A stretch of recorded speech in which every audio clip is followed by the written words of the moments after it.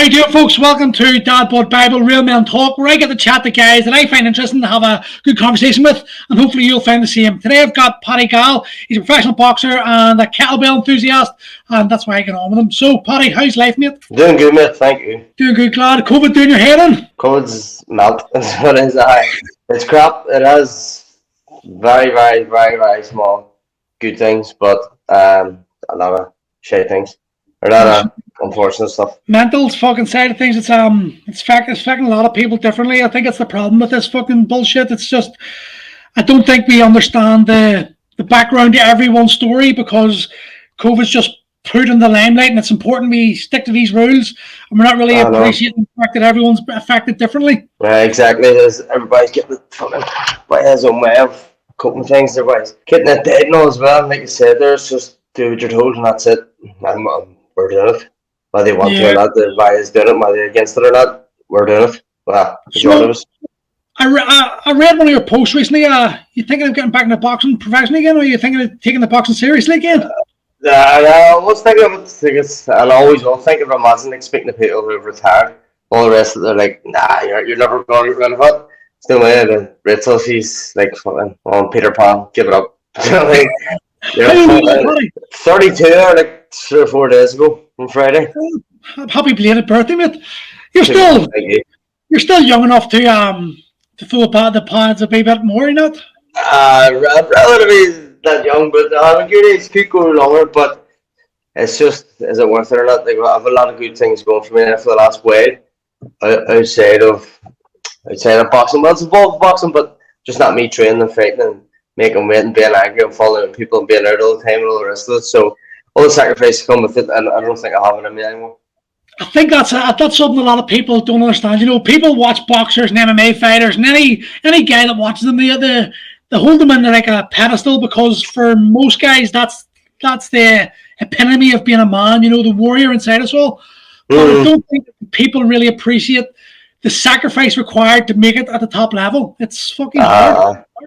Big time, and then they would say it's easy. Getting to the top's easy, parts then there's the harder. Do you know what I mean? Not saying that it was at the top, but I was at a top level. I was world and European level for a load of years or so. It was, and it is hard to get up there. Do you know what I mean? Like my highest moment would have been the Commonwealths. I was up there, bang, and then next thing it was the Ulster League finalist. It's like, fuck, my head's world class, and I'm just about Ulster class. Do you know what I mean? And that was in like 3 months.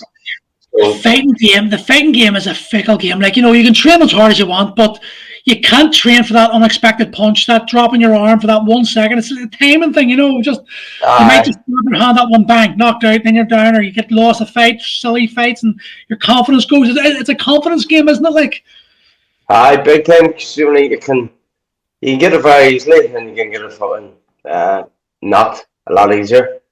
Do you know what I mean? You can be. You can listen to people around you, and you can get confidence, real stuff, or you get false stuff as well, false confidence. But do you know what I mean? You can be on top of the world, you're feeling good, all the rest of it, and then you go into the spar and you get ahead, and you go out and go, why the fuck am I boxing? This is a load of shit. Do you know what I mean? I'm not going to do anything here. A bad spar, and you win the next day, and you have a good spar, and you go, here, fuck. It's just bad days. Today I'm on form again. I'm on. What age did you start boxing? Was about 13. Just doing it, arse about really.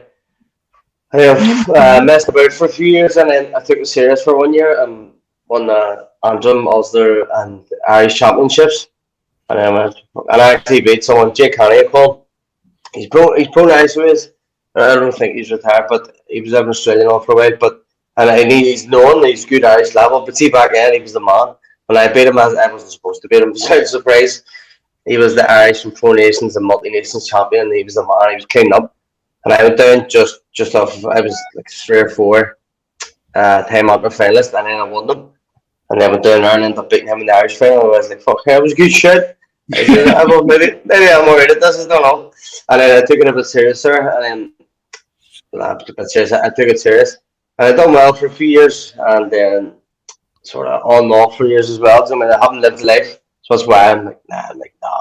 So because there's a few boys like around my age, or younger, like 20, 23, even 25, 26, they've been living a life like wagging and women's as sharp as a tack, they're clean as a whistle. I get the head jabbed off me, and I'll be chasing them. I'll be fucking like cat and the mouse. Who chase them all night around? It's like, nah, it's not a good thing. Yeah, you don't want to go down the route of a journeyman type of fighter, do you? You either, I think I don't think people appreciate, the risk to health, but especially boxing. I think boxing more so in MMA because of the number of the volume of head punches you get over the course of a fight and the course of a career. Yeah. But you have to find that balance. You've got how many kids now? Two. Two kids. It's hard. Did you find the battle of the ego sort of calling you towards and not wanting to give up that sort of identity of being a professional fighter? I definitely as well, because not being big headed, like the message she's like me sometimes, and other people say like, "Oh, you love the limelight and all as well." And I honestly said, I said the limelight, of course you do. Everybody does love a bit of limelight. People can be modest and go, "No, no, no." Keep them honest, telling you to do sometimes, but not in a big headed way. Like see people come up to go here, fuck. Like it still happens now. Like, I haven't fought in there 2 years. Well, hey man, being the calm officer here, I seen your fight in Falls Park, I seen you this time. Fuck, I love the way through a body shot, I love the way you do it. Of course, someone's giving you a comment that gives you that sense of a wee bit of a thrill. You're like, happy days. But it does feel good as well. Like any kind of compliment, someone will say, "Here, Paul, your cooking's good." Yeah, you get a good laugh in the video. Someone gives you a compliment, regardless, you're going to feel good from it. So, the lemon as well, you do, like I said, you put into it, everything into it. So, not only like an 8-week camp or 10-week camp, but you put 10, 15 years into it, and then you go and have a biggest fight of your life. People say how amazing all you were. You go, well, fuck, it's nice. Do you know what I mean? I put a lot of effort into it as well. So I am going to soak it up and fuck. I take some compliments and all. Like says that, look at me, I'm the man, Flash Harry Dickhead. But it is good to get a compliment. It's good to take a bit of positive energy from people. And what age are your kids now? 9 and 7. They into boxing? The wee girl, she's 9. She is good. Wee boy is getting better, like, but she's very good. She's orthodox, super orthodox, but I changed her into southpaw and she's good. Like before all the COVID, I just took it as right, you're southpaw. And then obviously what happened. But here just over a year now since we've been up, but I take the under 10 score up in the club and she's up, just peppering ahead of kids. And it's good. She gets in well with him and the wee lad, he's good, but he's going to do some wrestling for you, I guess. He's going to do some Olympic wrestling. He's had some experience on it, but he would be like me, square shoulders and a wee fat head, and he's strong as a bull, so he gets in and he loves it. Like boxing, yeah, he's got the temper of me as well, so which has probably lost me a couple of fights. Get hit and I think, what are you doing? Fucking that's heavy, but I say he's got a temper like me and all as well, so he gets in the boxing then. As big sisters in, she has a couple of jobs, he's keeping a cool head and he goes, fuck this, like that. Who do you box for? Glan IBC, it's up in Work West of Bonamahanas too. Oh yes, that's where I first met Jimmy Deeds and Big Nal Green. He was boxing up there when I went up with Liam. That's where I started meeting Deedsy and started training up there. I didn't realize that boxing club was still going. Yeah, it's 20-year anniversary this year, which would have been a fucking brilliant way to celebrate one minute, but hopefully we know like a big dinner show alright, because for all 20 years it's had some serious success. So there's multiple Irish international or Irish champions international, Antrim, Ulster. It's had a lot of success. It's done a lot of good things for a lot of people. So it is an amazing club. So they have not experienced the highest level of boxing fighter. You're now dabbling in the coaching. You're getting into the coaching. What do you think the difference is being a fighter and being a coach? Because that's something that I experienced myself. It's good. I've been doing it for just training people as a personal trainer. I was doing it for years now, and then you see like a flip side of the coin, you go, fuck, his face like this now. Or with Jared or anybody else training used to say to me, I was like, oh, it's not. But now you see it, the flip side of the coin. But it's good. I'm actually up at camp now. I'm up in Jordanstown here. There's the high performance camp, the Olympic squad. I'm up just giving the hand lemons.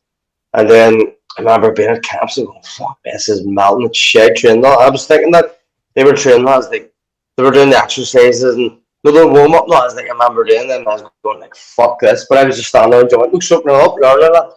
So it is a lot easier, a lot less taxing.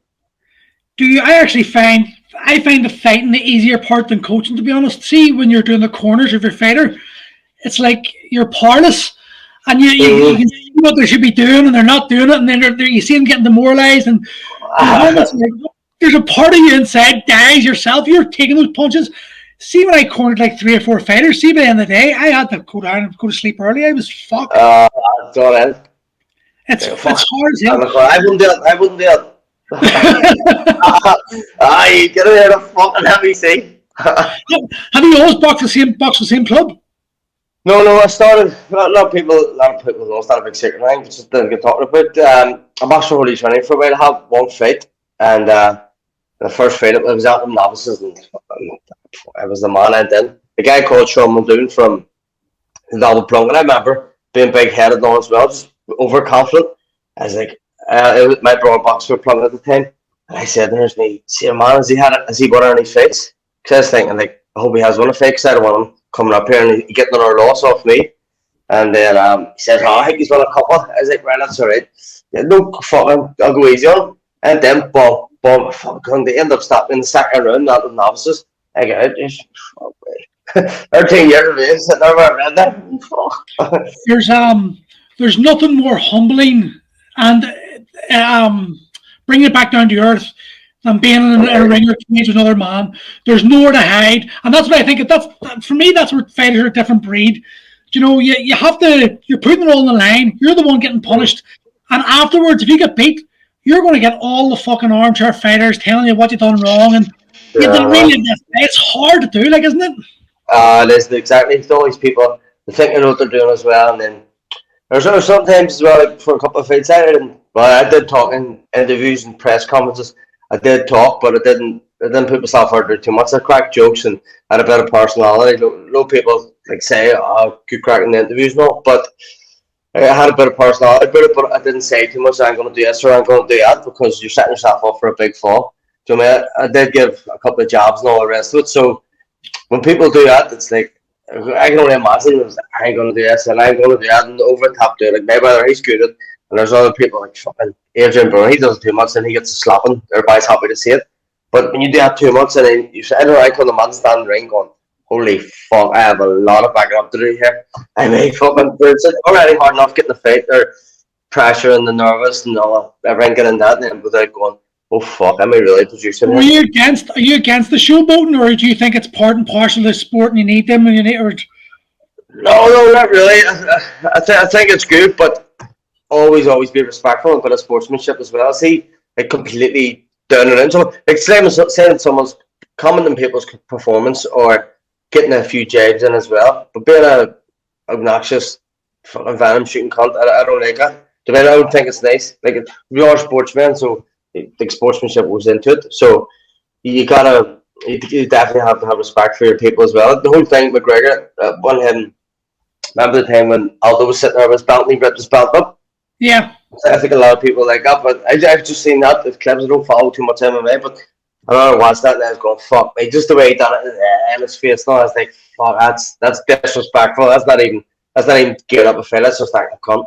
Yeah, that's actually, I'm glad you brought McGregor, because it's one thing. I'm on the fence, McGregor. Like, I know him from before his UFC days, when the Irish MMA circuits, and I didn't like him then, but I found myself respecting him after the Diaz fight, when he owned it. He said, I didn't perform, and I thought that was good. I respected that, but see, I think McGregor, one, he's selling tickets, so right, his goal is to make money, so I understand that, but at the same time, he's an influence to the grassroots generation of MMA fighters, who then think this is what you should do, and I don't like that. I prefer to have a GSP character. And for me, martial arts, I'm an old school martial artist. You're going into the cage, the only person you're fighting is really yourself. In that way, you've got to take those lessons. What way would you be? Would you be like going and analyze your own fights afterwards and see where you made mistakes, or just forget about it? I sometimes depends how the fight went. You know what I mean? How it went, but I do always like to watch back and all as well and see where, like, I could be my own worst critic. Do you know what I mean? And I mean, not being serious, you can look at sometimes and people go, Paddy, you won that fight. You boxed ahead of him. If I was dropping my job too much, or I was too eager, or I put too much in the first few rounds and all the rest of it, even win or loss. So, but I think that's a good way. I do give myself praise or credit at times. Go fuck me here. You did get the knockout, but at the same time, you did do stuff. I think you have to be as well. You got to be constructive. Yeah, no, I agree. Would you be a knockout fighter, or would you be see them out through the rounds? No. Fuck. Let's have you. Or you just party like time turn up? from the start. I wasn't a calm bag, but like I wasn't. There's people out there that hit you. Like Phil Suckler, for example, he's well known. He's from down south. He's fucking two racked hands. I remember one time, like he was known as a banger. I remember one time he just poked me with a jab, and it's just I don't know, like, you know yourself. There's certain people hit. Some people can just whip and then or stop them to it. Some people can whip. It's like a fucking shotgun, and some people just bomb and it's like a fucking thud. And then he had me one time, my leg man, it's just a jab to cut me out. I was like, fuck this. And he was a bit later than me, but I would be, I could punch with both hands. With body shots, I could modestly say I'm up there in the top five. Sorry, top maybe two in Ireland. I don't know who else is who else is up there with me, but I'm definitely up there, if not number one. I was good at them. I could hit with both hands. I could fucking take a shot, which you were saying earlier about taking punches. Like, my style of fighting and then the people I've been with and the kind of camps I've had, and because I can't take a shot, boom, boom, boom, I get take up, let people work away and then cut back with stuff. So I've done a wee bit of damage over the head over the years, definitely, but I'm still sharp and all as well, and I'm still fucking eating my food to keep a spit in my mouth, so I'm doing alright. Does that worry you? Sometimes it does. Like, sometimes I think, is there going to be a long-term effect?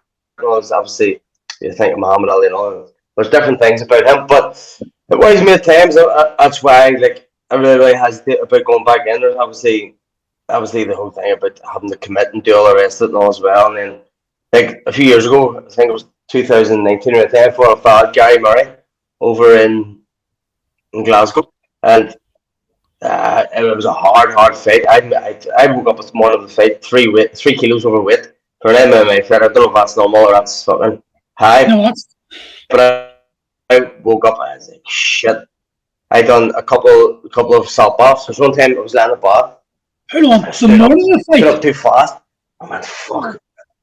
Oh, sorry, the morning of the weigh-in, sorry. No, the morning of the weigh-in, sorry. Like the day before. I went down, I remember laying in the bed, and I looked up, and there's a smoking on, was fucking doing burly whirlies over the place. I was like, this is dead.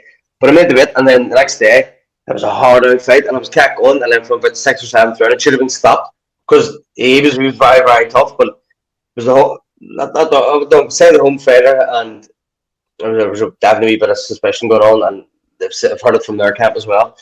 And they kept them in there, they kept them in until the 10th round, and my corner and the crowd were screaming, like, fucking stop the fight. But I was just fucking so adrenaline going for stop for him, and I thought, like, this probably should be stopped. I was like, right, he's going to go. This is from like 7th round onwards. He said, go stop this round, go stop this round.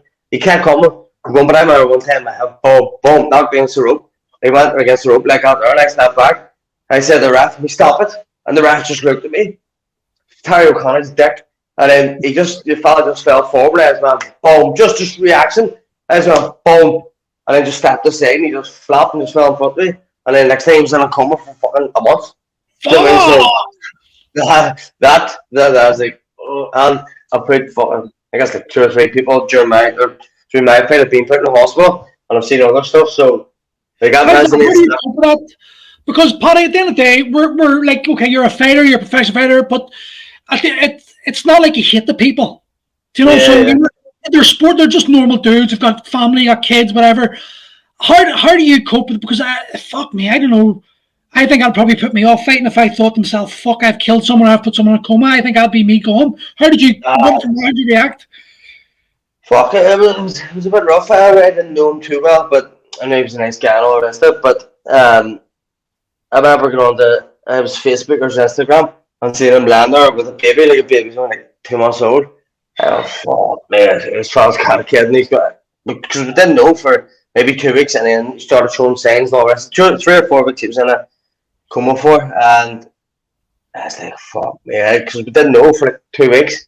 I was like, we don't know, and all the rest of it. I was like, fuck, man, I thought, fuck, I've left this kid with a daddy. And then he started coming out of it, and he's alright now, but he come out of the fight and all the rest of it, like, but he's alright now. But we do talk to, he actually walked me in the ring a couple of times after that, so we have a good relationship. But fuck, say for about a week, I got tight, I got bad. How long ago was that? That was, yes, sure, it was 2018. I was 2018, like it was October, November. So 3.5 years, or 2.5 years ago. Fuck me, Paddy. I didn't know that, mate. That would. I see. People think it's entertainment for a lot of people, but like the Mm, reality is, you are literally putting your life on the line at times. You yeah. go in there accepting. Well, I don't think fighters think they're going to die, but I think in the Mm, back of your mind, you know that people have exactly. died, and you don't think it's going to be you, Oh, but no. it could be. People have been left brain damage, fucking crippled, all the rest of it. You know what I mean? Things have gone bad for people, and it can happen again. But the I thing also is, the think. British board. Go ahead. Go ahead. No, go ahead. Go ahead. The The British British board, one. they're very strict on getting their licenses though for the brain scans and all as well. Their medicals are apparently, I think they're the top in the world, or the top one or two in the world. So it's good that way. Like, but they're official. I don't know about that. They're officials and judges. They're all there, fucking top of their and stuff. They're a bit of a backhanders going out there. Do you think? No, it's just fuck dickheads. Someone. What about corruption in the boxing thing? Well, it's rife. Like you can see it. You can see In what sense? in the set, fixing the fights and shit like that. There's so many fights I've seen. You're going, how the fuck was that even Yeah, possible? definitely. Like I don't know. Like, I don't know how deep or the background of it. I don't know if there's fucking bribes or brown envelopes or people just picking their favourites or someone's doing favours. Maybe someone like a ref or a judge or a promoter or someone's doing something like pulling a fight so they get like the third fight they pull a fight they get a favour done and they go with someone else. Do you know what I mean? They get show every so often. They're like a journeyman, for example. I guess that's corruption, but I'm just saying using this as an example. So if a journeyman goes in, he's won 5 wins and 30 odd losses, and he goes in against a 10-0 prospect, and he beats that prospect. He's not getting the fight for another 2 months if he's fucking lucky. Do you know what I mean? But if he goes in and he gets the rounds in, does the 4 rounds, does the 6 rounds, then it's okay. He can fight a week later. But do you know what I mean? It's just put yourself in like a manager promoter. You have his fighter, you're trying to make him up, and he's getting there. And Sky TV go here, look, he wins this fight, we're going to get him on the thing. All of a sudden, he gets knocked out, and then you've another fighter. They get messed up the guy, knocked him out, the journeyman. You go, fuck that. He alright ruined his chances. No, he's not getting the fight. And people are like, nah, not fight him. He's too dangerous. He knocks someone out. And like I've talked to a few journeymen, they said that they get a win all of a sudden, and they're choking for a fight. That's not right, though, is it? Because at the end of the day, the fighter's there to fight, and if your opponent isn't good enough and he gets caught, well, that's the No, sport. no. I know what you mean as well. Yes, I know. I agree with that because again, in an ideal world or whatever way you want to put it, like that doesn't make sense. But the journeyman's already going to beat his opponent just to win, get fucking too good for this person to get bigger and bigger. So I mean, then if he comes and racks a party, and fuck, So he's shit in for him. boxing, journeymen know they're going to get beat. They know that they're to get beat. Really, it's just like Some of them do try. Like William Warburton, I fought him in his debut, and fuck, it was a hard fight. And there was a ref beforehand. He says, like Paul McCulloch, he said to me, so look, anyway, there you go. He says, if you go over, like if there's two fighters and it's a close fight, and a man comes over to me and hands me his hand, the hand up, I'm going to go right fucking bang. So he says, referees tend to do that. I says, right, no sweat. And then my debut, and then it was a hard fight. I was there only after back I come off, so I was like, fuck, I want to try and make a big name for myself. And then, after the first round, or after the fourth round, the put my hand out and the referee walked away. He's like, fuck, hit me bit. But he was only a trainee referee and he wasn't out to score the fight. So I wasn't that good for that. But that guy, William Morburn, I fought him a couple times, but he was out one time and he was getting regular. Like he's one of the most fun. He's up there with the most fights in British boxing. No history. Not history, but the last 30 years, like 200 odd fights or something. But and then my own thing, he knocked out some prospect, and then I was talking to him again like months later. He says, "Fuck me, I was choking for a fight for a while after that." So it was, do you think journeymen have the ability to beat a lot of the prospects, but they don't because they know the rules of the game, sort of thing? someone doing it, and the same fella, I've seen him carry people. Like fuck, he could step it up here and take this man out, or just box him stupid, but he's just taking a loss. So me probably, for someone where you probably get 4 or 5 grand onwards, because you're sitting there on a Friday afternoon and fucking the weigh-in's in 2 hours time, and all of a sudden someone pulls out, fucking take a big one. Like I know someone who got offered something like that. He offered like 20 grand, but he hadn't, or 15 grand, I think it was, but he hadn't his license in time. Rancy Rudolph, like he had no license, his license was expired. He didn't have it, but So if you have a big fight on and then someone pulls out and you need someone for him, you're like fuck no.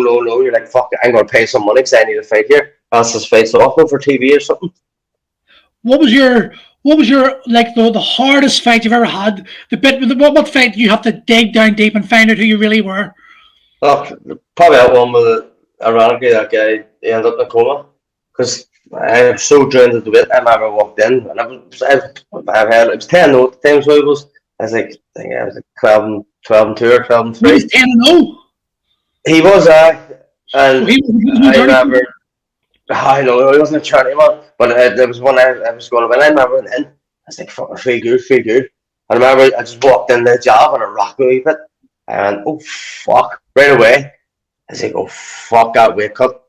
And then like I can't remember most of the fight. So just adrenaline, remember looking out the ring, like my family going, fuck me, Patrick, come on. And people like, you really need to pick us up. And he was fucking boxing well. And all that happened, but that was a hard fight. And then I just remember slugging, it was like 7 to 8 rounds, no bits and pieces, remember, but I remember that bit, like I said, we just hit him against the rope. He was standing there, but he was gone, he was done. Ref said, boom, and then he's fucking there. The next day, he took an oxygen mask on, and then got rushed to the hospital. And I was like checking up. They're like, oh, he's just going to get checked up now. And then next day, I had to get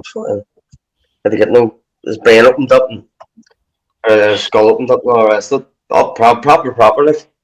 Fuck. What's your most memorable fight? What's the fight you've been like, fuck, I'm the legend there? Probably be as a pro. As a pro or an amateur, what's your favorite fight? What's your favorite fight ever? No, probably be. I'll just say pro. Probably against Tony Dixon, the guy I fought. I was brought over to get beat, not as a journey on, but he was the home show. Came over and I was getting shit wages and all for it, and I had to take us for the Celtic Titan, and he's going to this, he's going to that. And then the first round, like I thought I knew he was going to win, but in my head I knew he was going to win. I'm far away, and then, but I just wasn't getting my time. And I was like, fuck me, I can't get back to the corner here. No, regroup myself because he's loads of pressures. Like, if I want to get to the corner, regroup myself, come out for second round. So I did, I feel good for the fight now. And then just as I thought that, he came in and rolled on, and I went bump. Big right hand, fucking bump. He went down and he got up. He got up and fell against the ropes, and the ref stopped. I was like, fuck, regroup yourself. That'll do me. I'll take it. Have you ever had those moments in the fight where you just think to yourself, what the fuck am I doing here? Big time, like I said, my style of fighting all as well. I can't get my breathing on as well. Like I don't really get my breathing on. Just boom. There's no conditioning and there's no one on earth. Even fucking Goggins couldn't hack that. In the pace. It did get to me, so there's a lot of times it's like, fuck yes, I really do feel like giving up, but I never did. I remember sometimes, and not in a trick way, but I remember one time Pacific down to Ireland, and I remember just I was landing against someone, and I was like, fuck me, I'm 2 rounds down here, last round, so after I him or something, I was like, I'm fucking hoping he slips and breaks his leg or something, has a put out, and I get who just thinks like, I was like, hope something happens to him that bad, obviously, but broken legs, not a good thing, but I just think, fuck me, you're just desperate, you really want to win, but it's just not happening for you also, This is massive. It's a very frustrating feeling when you know what to do and you can't do it. Exactly. I time it off, like, we're going to do it, boom, you had a job for you to get the fucking slip out. What about? Have you ever got fought a nemesis? Someone you just go, fuck. Fuck, I don't think so. There's one guy, pros was fucking or mouth. Guy called Guy Cochran. He fought for a world title and he got beat. And then I fought in America. He was like a month later, and I got beat controversially. And I come back, and I was off and playing. The next day, they said, "Here, do you want to fight?" And I fuck. So I got against him. He just fought for a world title. I said, "Let's do it." And then me and him, we're spitting at each other. No, over interviews though as well. I did a press conference, but he wasn't there. And then I was down sparring in Dublin, up and down. The last day sparring, George says, "Right, we'll just go down. We'll get the rounds in." And down, I remember just slipping. And I remember slipped in like that. And I just hit an uppercut, bomb, whacked me, fucking jaw, snapped in 2 places. I was just fucking against. I went to the hospital 10 days. on the 20th of June. I was fighting on the 30th of June. The very last bar. Big Bob Rohan did. It was his birthday yesterday too. He threw a big uppercut. He could buy. He threw an uppercut, but when I got the ball, I think it was a jab or something. Slipped in, just in here. Just fucking caved in. Ended up with screws and plates and all it. Had to get it off fight again. But that would have been a good fight. A lot of slapping back and forward. Like if I had the press comments a day or two beforehand, I would have went to these. How did you feel about that after the slobbering and all that shit? Then did you feel like you let yourself down, let anyone down? You know. Did I fuck him sitting my jaw in 3 pieces? Did I really come down? What is this? Is it a balls film? That was the wrong way. You know when you've been hyping yourself up and then it's like you just like, oh, for fuck's sake, why did it happen to me? Do you know so many? How'd you come back from that type of injury? Come back and fought Jay Byrne for a Kelty title and won, so it was a good comeback. So it stopped like it was. Were you not nervous? Were you not nervous the first load of spars? Did you not find yourself tepid?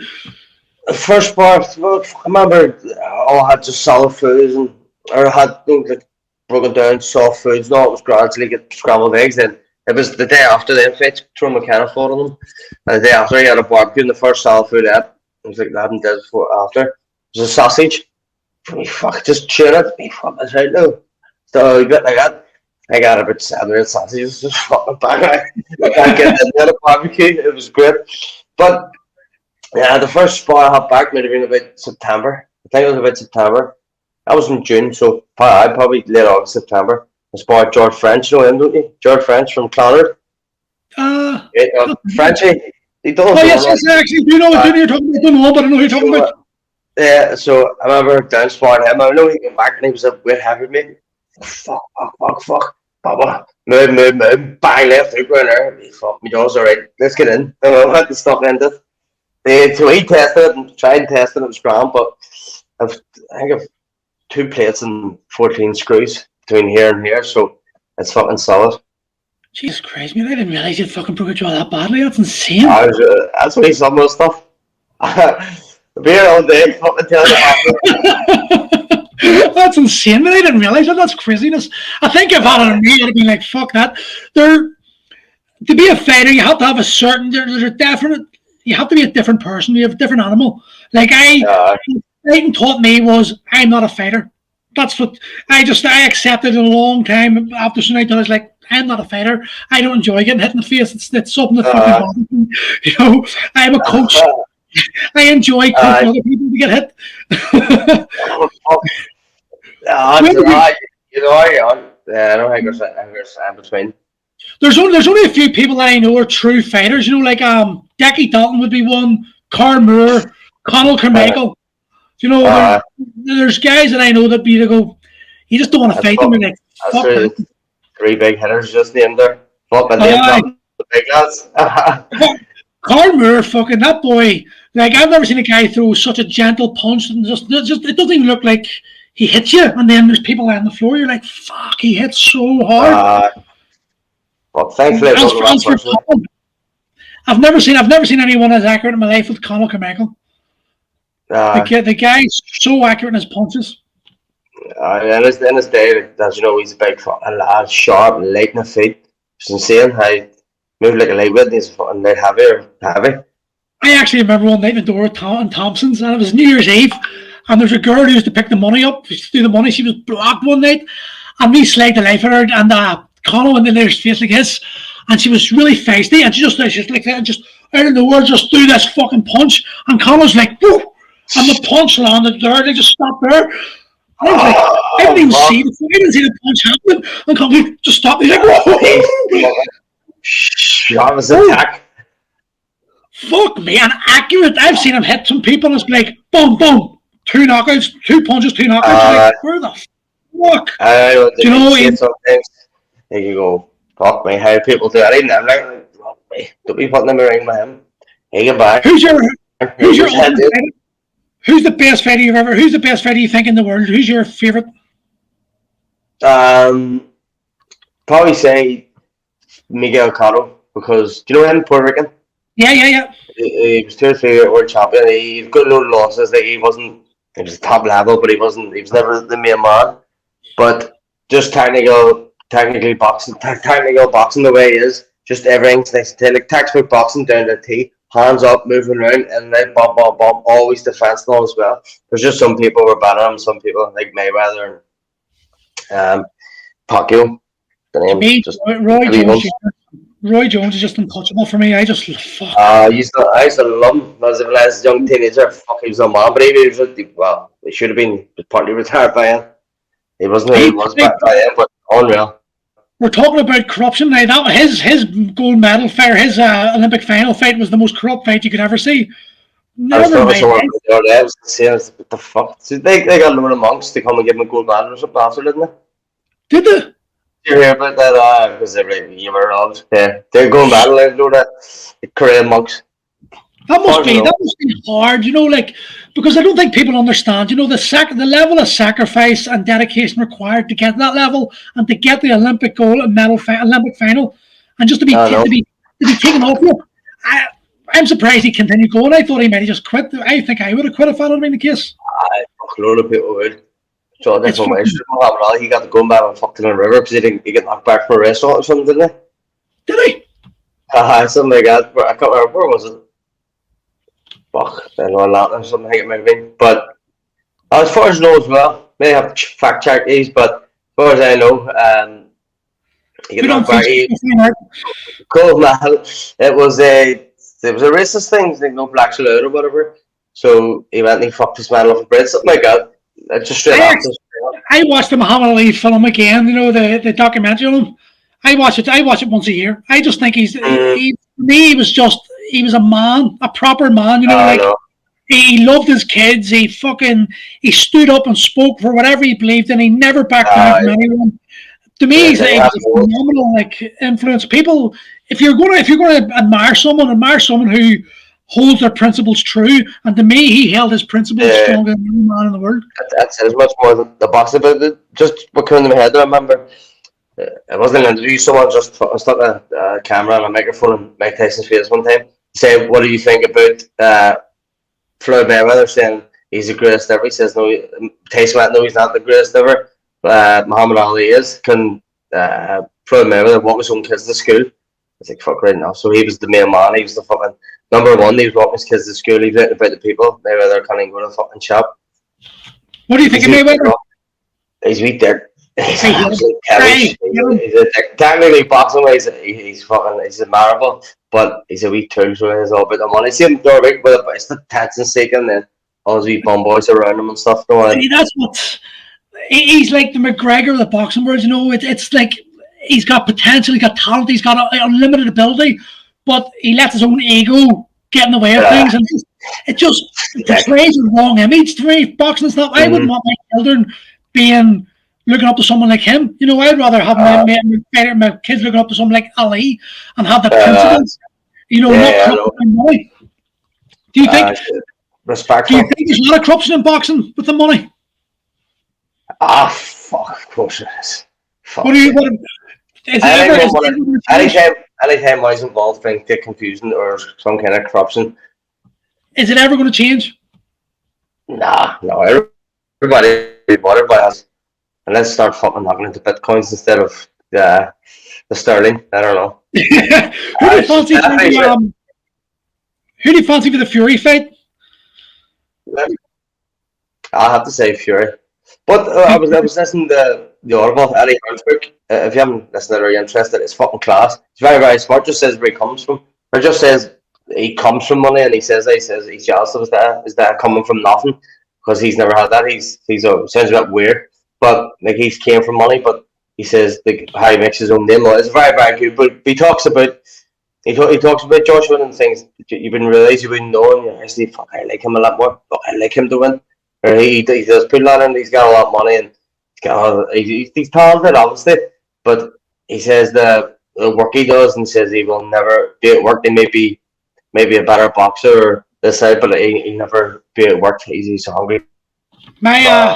My claim to fame is that I took Fury out in under 30 seconds. That's my claim to fame. I took him down and armbarred him in 30 seconds. Where? And then back in Fred came around and I don't know about 28 seconds.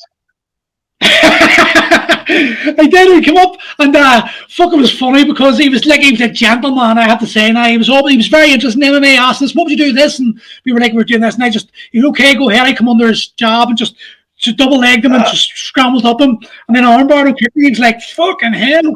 But his big, big fat cousin, you know the big fat cousin he had. What Huge, whatever you call, I can't remember. But Doyler was there, and it became, hey, you got into this case with Doyler because he said to Fury said to him, "What would you do to him?"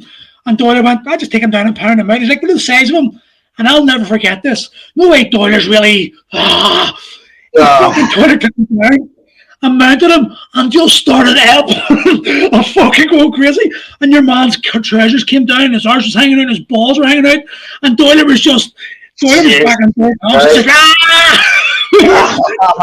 what the fuck are you doing? Your mom was like, "You know, I thought he's going to have a heart attack because he's a big, heavy fella and he's not capable." And this one, you're talking. I owned Freddie Cammy Ireland. It was maybe 2010, so Doyle was in his peak and his prime at this point. Yeah.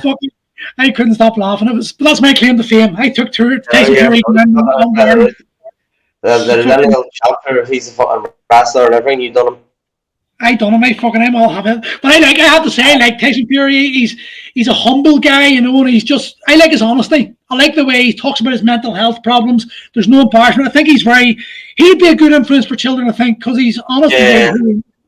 And, you know, I think he will do well. I think he's got the ring craft. He doesn't look like it, but he's like, you know, he does well. I'd say there's definitely there's years ago, including me, he's a fucking cabbage. He'll have to do well. He started in Johnny, he put him down that time. He was near knocked out. Then he fucking wrestled him and knocked him out over in America. It was Madison Square Garden, and then like, oh no, he won't do all the rest of it. But fucking, he's doing alright. He's flying that. He's fucking. There's a lot of people know he always said it, but sure. What's your greatest fight out of the greatest fight you've ever watched? What's your ultimate fight? And what name is? Probably Ricky Warden. God is your. That's what I was going to say. Like from the first round, it's fucking. Is it yours? No. Do you ever watch Diego Corrales and Luis Castillo? No. Jose Luis Castillo. Watch that. I think it's the first one. I'm sure it's the first. I'll even send it later. Yeah, I do. Brilliant. Watch it right through. Like, don't skip it on. Just watch it right through. It's I don't think there's any. Is it round 9? There's around 10, and that Mickey Ward fight is just like you can throw a towel in, you can stop it now, you can stop. Just like they're fuck. Okay, got his box to head. Next thing a body shot comes, the whole thing turns around. I was fuck. You watch those type of fights, and even though you know the outcome, you find yourself getting drawn, and then you're like, you're throwing the punch yourself. What's going to happen next? 5 times this week. You know what's happening. But you don't care, do you? It's like you just if you've anyway fought in any type of combat sport, when you see two guys go at it, you find yourself like when I'm watching UFC, she just laughs at me because I'll be like fucking get the arm bar and I'm doing all these moves. You know, it's like you're almost there. That's what I don't like about. That's the one thing about the cornering that I find so exhausting because when I'm cornering my fighters, I'm fighting with them. I find my shoulder doing this and dodging and your level changing. And by the time you fight, you're like fucking hell. I'm knackered. Oh, game over. Or fucking get beat because I can't cope with this any longer. Get this over done with. Does all favor. So here, actually, you're a good guy to ask because you've done the same thing as me in a way. You went fighting and then you went to kettlebells. Yeah. Now you've done the GS. I still say kettlebells is harder than fighting. Yeah. Do you not think? I think you have to go to a darker place in your soul for like a 10-minute journey than you'll ever be in anything. But big time. And I know where you're coming from, definitely, because you can set it down 9 times, set it down, it's game over, like, fuck, I'm not setting this down. But I also don't want to fucking do it. I don't want to do it. All this, that, and the other. I don't go ahead. Go on, I was gonna say, when you look at me, Finn, like you have to just admire the guy for his ability. I actually, good wee story is, I remember Finbar was when he was working in Iron Fit with me. I told him I'd contacted Paul to get some advice about kettlebell sport, and he said to me he's doing a club, and I was like, fuck, I've got a wee lad working with me, and I'm telling you now, if he trains it, he'll be world champion. And I told Finn that. I said, Finn, you will be world champion if you take this seriously. And he wasn't going to. He was going to go into athletics. He said, I want to focus on running. And I had to sit him down and say to him, Finbar, I'm telling you, your long arms, your body, your fucking your mental fortitude of being able to run, the runner, your engine, and your love of kettlebells. It's like, you will be world champion if you do this. So there you go. I'm the one coach's friend to fucking become world champion. Oh, yeah, God, hey. Wonder what it's worth. You could fucking take a percentage off it. Take your whack. Unfortunately, there's no money in kettlebell sport, fuck's sake. I know. But look, I done a pentathlon the other week. I tried the MCS, the Master Certificate in Sport. I tried to get that the other week. Got all reps done. 125 reps. Cleans with 32 within 5.5 minutes. Done a clean and jerk. 24 kilo. Got 65, so you're only allowed, you know, 120. Yeah, you're only allowed certain once you get off it's pop. I was overwrapped there, and then I done all the rest 24s on the stats with, I think I missed like 3 reps on that with 24. The jerk, I think I got all the jerks 120, and then the snatch, I think I missed it 3 reps at 24, and then got a push press, and I missed out like one rep. So I got all the reps I needed. But as like fuck it, hopefully qualify, send it off to get assessed, and I don't know, BR Band-Aid, that's who fucking who assessed it. But here he was fucking tight as fuck, he was harsh. He gave me 60 no counts for the push press for non-fixation, so it's maybe just like that rather than that, something so small, and feet placement all as well. So I was going to go to the Europeans. I don't know, I could beat the Europeans here in a couple of weeks, but he didn't pass me, the bastard, but it was fucking hard. It was tight. Yeah, I like pentathlon. I think it's fun. I think it's hard, but it's definitely, like I was talking to Finbar about this. I was saying that, you know, like Finbar's actually coming around to set himself. Like it's so hard, that double jerking and the snatching thing. It just beats your body up. I think pentathlon is a bit of fun, you know, and it's like single bell, so it's easy enough, and you've got lots of. It's only 5 minutes, and 5 minutes, 6 minutes, 5 minutes. 6 minutes and 5 6 minutes. 6 minutes with 6 minute rest break. Is it 6 minutes? 6 minute round, 5 break. 5 minute break, yeah. So it's like it gives you that you've got that recovery ability for yourself, so you can train for a lot easier. And yeah, when I get my hip replaced, I can see myself taking on the pentathlon because it's a bit of fun. You need a bit of competitiveness in your life again, don't you? Like, yeah, definitely. It's hard. It is good to do as well. Like, we've got a replacement for not boxes like fucking do some kettlebells. Start doing some Olympic lifting as well. So few things I want to try and get the clean and jerk. It's not some decent enough, but clean and jerk and good at. Right, fucking. Do you think your kettlebells your favorite tool then of the training methods? For me or for like coach others? No, just for you, it's like your personal. I do love it because there's so much you can do with kettlebell, as you know. But like I do love doing them as well. But I don't know, barbell. Alright, I don't know. I like enjoy doing it. See, whip up a 32 for 125 reps in less than 6 minutes. I was like, fuck him, some pop.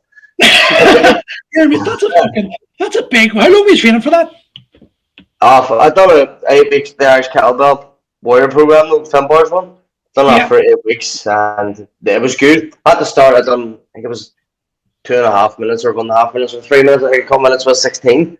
No, pentathlon, it was fucking tight. So, and that was the start. I was like, fuck, this is hard. And then done all the trainings for 8 weeks. And back to the end, I banged it. I was training with Paul there for ages, and I was for the year. My first goal was pressing the 48 once. I've never been able to do it. Always seemed to fail at the last minute. And then I realised I'm not going to get it again. My hip started playing up. But then I came up with this idea with Paul that I want to do 48 clean and press with a 48 kilo at 48 years old. So that's going to give me like 4.5 years to train with it. It's going to give me enough time to get the hip replaced and still have the ability to do it. But I've had to stop it for a week. My hip's just gone so bad at the moment. I've just had to stop kettlebells. I'm hoping to get back in the kettlebells in another 2 or 3 weeks. But I miss kettlebells. There is something about that dark place. I say, like, there's a dark place in soul specifically held for kettlebells. Exactly, like, fuck, I'll put this down. Even sitting in the rack position, snatching all clean, not so hard. Was he sitting in the rack? Single, hard enough. Double is insanely brutal. So I think with Finn Barr's arms though. But see, if you're not, I think you can sit in the rack, no problem. You see, well, then we Johnny Van Enzen or I think the Johnny Van Enzen, the wee Russians, they sit there no problem. See, fucking people can't do it or me. I've got a big chest, my shoulders. I'm like that. Look at my fucking arms. I can't get my wrist. So I'm like, I'm holding these 224s like this, going fuck you. Everyone else is resting. I'm just crying. It's not nice. I think my most ever is like 40 reps, and I was like, right, that's me done. Is that right? 224s? 224s and 40. I actually remember one time in Ironfit, me and Mignal Greenham were training, and with just 220s, I think Paul had us doing rack holds for like a minute at a time, and then do certain. And the first minute I was screaming at Now, don't you fucking put it down! And he's going, ah! And then he gets a second wind, and I'm fucking dying, and he's screaming at me. I'm just, oh, fuck me. You have a lot of time to talk to yourself in that position, and you have a lot of time to tell yourself the reasons why you should put it down. Do you know, it's... Yeah, definitely. Finn Barr's, you've got to remember Finn Barr's mindset, you know, a crossover. I think that mindset, it's a special person, you know, you can cross that mindset over to any sport, but just harnessing that mindset, I don't know how people do it. Like, I'll admit, right, quite happily, I do not have that resilience that he does. I would love to have it, but I just don't have the patience to fucking suffer that much. It's a marvel, I know, and it's definitely hard. You're just saying their resilience of just going, fuck, I set this down, I won't. But it was already a week when I was doing it, he was saying about it, we pep talk of, like, just get this done, I'll remember. And then after I'd done the cleans, it was fucking sweet. After the clean press, fell away, then I started getting a wee bit tight on the jerk. And I was like, you've already done 3 of them 6 minutes, you've only done another 2, and that's it. You're going to qualify here. If only. Bentley wasn't a fucking tight bastard, it would have been alright. But, I was just like at the time, I was like, fuck, I'll set it down. And now I'm not even there after. You go, fuck, imagine I set it down. You go, what a dick. What I set that down for. So I got to really think the things. It was a bit down to Newcastle. Like, I'm shit scared of heights, and I'm not a fan of deep water. It's about 30 foot high, the bridge. I think it's a Game of Thrones bridge, apparently. But we went up there, and then I said, I'm going to bounce off, definitely doing it. Seeing at the top, I looked over, I was like, oh shit. A couple of boys jumped off it. I stood up, it was high when I got up, and I only stepped up. The wall was like 3 or 4 foot. I stepped up, and 4 foot turned about 20 foot. I looked down, and I was like, oh fuck. And I went, I'm not going to do it. I just thought in my head, I was like, hey, put yourself in the future and think back. So I've been sitting in bed the night going, fuck me, sitting there with a glass of wine, and me call myself all sorts, you're a fucking fruit, why did you do that? Do you know what I mean? So I was like, fucking do it then. I was glad then that night. I looked back when, imagine I didn't think, fuck, don't think forward to think back. I remember when I was with my ex-partner, and actually Conor Carmichael was down there, it was Thompson's doorman, and we went down to Sean Fee's girlfriend, done this outdoor activities, their then girlfriend done these outdoor activity things, and one of them was jumping off a pier and all, and I'm terrified of heights. Water, I'm fine at, water polo player, fine with water, but my partner at the time, Sinead, the mother of my kids, she couldn't swim. So I said to her, listen, if you jump off that, then I have no other option but to jump in after you to make sure you can get out of the water. So she was like, I didn't think she would do it. He was like, okay, I'll jump. And I was like, oh, fuck. I had to jump in afterwards, and I fucking hate her. I didn't think she was going to jump. I was like fucking going acting big man. Oh, you jump in, I'll jump in after you, thinking she's going to go, no, I'm too scared of water. And as soon as she jumped in, I was like, fuck. And I hate heights. Nah, I'll never do it again. I'll do it. If my kids jump off a pier or something, I have to jump in, I know I can do it. But there's no way I'm going to fucking do it voluntarily. Until that day, do we ever jump off a pier, expect me to save them? I done a bungee jump once, and it was the most fucking terrifying experience of my life. The pain in my eyes. See, when the rope extended out, I felt this fucking pressure in my eyes. It was fucking horrible, but I'm And I done a parachute jump as well, a tandem, and I'm never going to do that again. Fuck that. That was just, people said, you know, the best bit about it, they love like the sitting around, looking around you, and I couldn't wait to the fucking get my feet in the floor. That was the bit that I was scared of most, because I had loads of time to think, is this break? Is this? I was shitting myself. It was fucking terrible. Thanks for your head. Tell me, as a fighter, and you're quitting the boxing, can you see yourself getting into something like Brazilian Jiu-Jitsu or wrestling or some sort of competitive combat sport? Definitely. I go whether do it competitively or fight or do it. But fuck, I've had some wee bits of experience of some fuck. I don't know if you would call it Brazilian Jiu-Jitsu or you would call it wrestling or whatever you would call it. But I was doing some fucking things. If some people try to tie me in or not, then I got away from it. And then I got Evans or doing, I don't know, like I said, I don't know what martial arts would fall under, but we done like some of your mates now as well. We did some good stuff and I was fucking good at it. Were you? I just want to fight and try not to get killed. Well, try and kill. It's I think, see, when you go against a proper grappler, there's nothing more humbling in your life. I remember my coach Davey Patterson, or my other coach Paulo Gamarez. Paulo's like a 5th dan BJJ black belt. I remember getting my blue belt. The goal when you got your blue belt, you would roll him for like 45 minutes, and he would go at you like a black belt, and he choked me unconscious about 4 or 5 times. But never. I don't think I've ever been as humbled or as terrified. You know, when you're getting choked and you feel yourself and you're tapping, and he's like, "Oh no, you're going to sleep," and and then you wake up and he's in top of you again. And no matter what you do, he's like 6 moves ahead of you, and it's just like this pressure, and you can't breathe, and they're on top of you, and they're putting the gear over your face. And I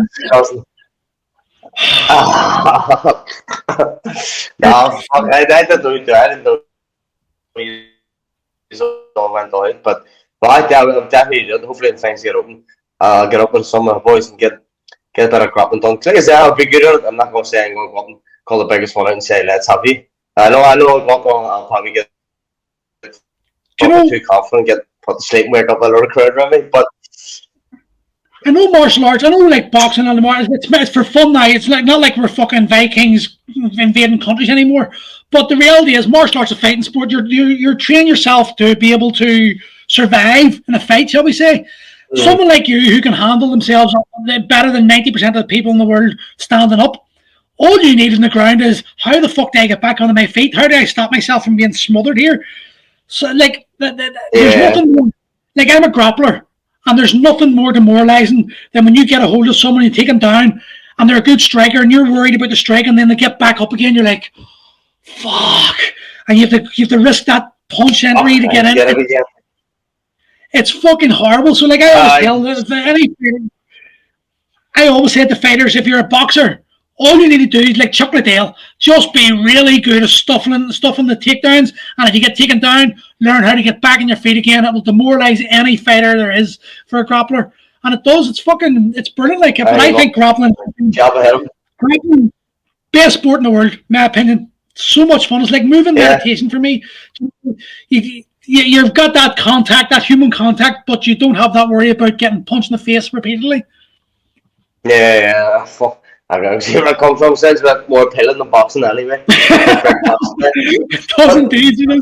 About 4 or 5 years ago, like, I was thinking, fuck, I might change over and go to MMA. And if I had been a way better MMA fighter than a boxer, and I mean, not being fucking cocky or confident or being a dickhead, but like I said, like, I knew basics to get in with some people, and I done well like that, and I can fucking throw good kicks and all the rest of it, and I can fucking, it's the stand-up game, it's just called. Did you do Muay Thai? Muay Thai? I just done with someone before. It was actually Daggy before, and I was doing a load of kicks. I was like, okay, you kick, all right, stop my bang. Daggy's one of those fighters you don't want to fight because you're not going to, if you don't knock him out, he's not going to stop. Do you know? I've been sparring loads now as well. Bang, is it the more line? He keeps coming like, oh shit. What I found disappointment with Daggy was he he changed his fighting style. He was, for me, Decky was always like, when he first came in, he was just like in there, whoa, whoa, whoa. And then he started to become more tippy-tappy. And I thought it ruined this. Like, that's just my personal opinion. Like, I can't really slobber because he's a fucking better fighter than I'm ever going to be. But I just found that I thought to myself, his original style was more suited to who he was, if that makes sense. You know, and he was just, I remember one time he elbowed him back and just cut us straight to the skull. When he was so aggressive, because he's like a pit bull, and when he's just on top of you, bam, bam, bam, bam, bam, bam. And his grappling game, fuck me, his wrestling was insane. He was just, he's a born fighter. You can tell he's just rough and ready and just. I love fighters like that. You do see when a fighter, you know, there's certain guys that are just there to scrap. It's like it's their release. It's like they've got anger issues or something. They've got something inside them that it's going to spur them on, and you can see it's like they're a different animal when they're like. There's no two ways about it. This fucker's a killer. He loves it. He loves this. Weirdly, he loves getting hit and hitting back. So you're done. Game over already until you get in. Do someone like that. Do you like them turn-ups? Do you like those turn-ups? Do you like that? Yeah, do you like them turn-ups? You know when you do when a guy's punching the head and you're punching the head. I love that. Is that when you're in your element? Brilliant. Like, just bang, bang, fuck. Is that right? Ball my head at me, says, who you hitting? I fucking hit him back. It's good, definitely seeing rough and tough, just Kelly charging and tight trying to hurt a body, and then it's just fucking all intense. As long as I can withstand it, like I said, I just when I'm fucking blowing after a few rounds. See if I go on there, we'll go on there. Have you got a good engine, do you think? Yeah, would you say you've got a strong cardio engine? Some of my conditioning days are definitely, and obviously years of being an athlete, I've got a good engine on as well, but there's only so much you can take when you don't treat it right or you're over-exhausted. Tell me this, the amateur game to the pro game, what would you say the big differences are, bar the money? I mean, like training methods, what would you say? Like if you went to the elite, you went to the Dublin, did you? You were down to the Dublin the Elite Academy, were in the amateurs, were you? I was down at the Lemons as well. It's just the technical style of it, but it is getting closer now because the Amateur Association, the AIBA, they don't want boxers going pro, so it's getting more and more like a pro stand, like the WSB, they've got that, and then the pro scoring now, it's like 10-9 or 10-8 rather than just like a point for you punch and land. So it is getting closer and closer, but when I left it was just that, but sure, the grass always greener, and you think go pro, and you think there's all, like you said, the money said, fuck. Yeah, I think too much about it, there's no fucking money. But that's one thing I do like. That's one thing I do like about amateur boxing. Amateur MMA, I think they're pro fighters because they're getting like a £5 ticket deal, and it's like all Facebook slobbering. Whereas pro amateur boxers, you don't hear them. They're more humble. They just box, they get beat, they get back in, they get boxed, they beat, they get win, and they get the journey and they get the experience. I think that's more important. There's certain things I like about the amateur boxing scene that I think our amateur MMA could really do well with, but I think they need a governing body, which we're getting now. So I think they might see some changes soon. But when it came to Headguards, what was your opinion on Headguards in the amateur game? Were you a fan of were you a proponent of the Headguards, or do you think they cause more damage? Did it suit you better? I like to have them off. So I do like having them off because they're just a mountain. Man, in my fights, I was always fucking fixing it and stuff because I was in taking it. The shots as well. It didn't help me when I was in taking people working around there, like cushion the blow a bit. But the argument about if you get hit and it keeps the shock in, they're actually more dangerous than not wearing them. I don't know if that's a proven fact now or what, but I know it was an argument at one point. In my opinion, I think it's better without them. That they've got some sort of amateur game night, don't they, where you've got no headguard? It's like well, the amateur is not like the elite level, only elite men. The women still use them, and then obviously like intermediate downward, but only the elite, like the Olympic standards. They don't use headgear anymore for sparring, and then there's WSB. I was talking about like a semi-pro thing. Katie Taylor, what do you think of that girl? She's unbelievable. Just technical ways, and then just as a person, and she does live the life and all as well. And she's very, very modest.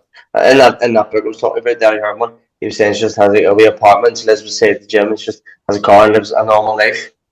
Do you know, it's not this fucking big flash thing. I'm sure she fucking knows what I know, she's a millionaire or what, but she'd be thereabouts. But she keeps it all nice and normal. It's technically unbelievable. There's a life dedicated to that, and she's done what she's done for boxing, never mind just women's boxing. Right? She is one of the most beautiful boxers I have ever laid eyes on. Oh my god, I could watch her boxing all day. Technically doing the tape, but brilliant moving. It's just like she's got her distance. She has her opponent's distance measured in a couple of punches, and the speed. Blah, blah, blah, blah, and you're like, where the fuck did that come from? But flurries 3 or 4 at a time, switch out, back on the next one. What she's done for women's boxing is insane. Like she's literally brought the respect. Like that's what I like about MMA. The UFC's brought like women's MMA, and I love watching the women fighting there because they're fucking like two wee pit bulls. But her ability and that documentary I watched on Netflix. I was like, my god, this girl, she's an ultimate role model for people like my daughter. Yeah. I watched that documentary, but have you not? No. Mate, watch it today. It is a brilliant documentary. It is absolutely amazing. Just very raw, very heartfelt. There's nothing hidden. You know, she lays it all out. It's a fantastic show to watch. Oh, very good. I haven't gone to definitely. Right, well, here, mate. It's just over an hour there, anyway, and you've got to go. So, thank you very much for coming on, mate. I appreciate that. Not a problem. Good, man. Good chatting about that. Enjoy. Yeah, good chatting. I enjoyed catching up. I'll speak to you soon. Yes, all the best. Good, man. Speak later. Bye.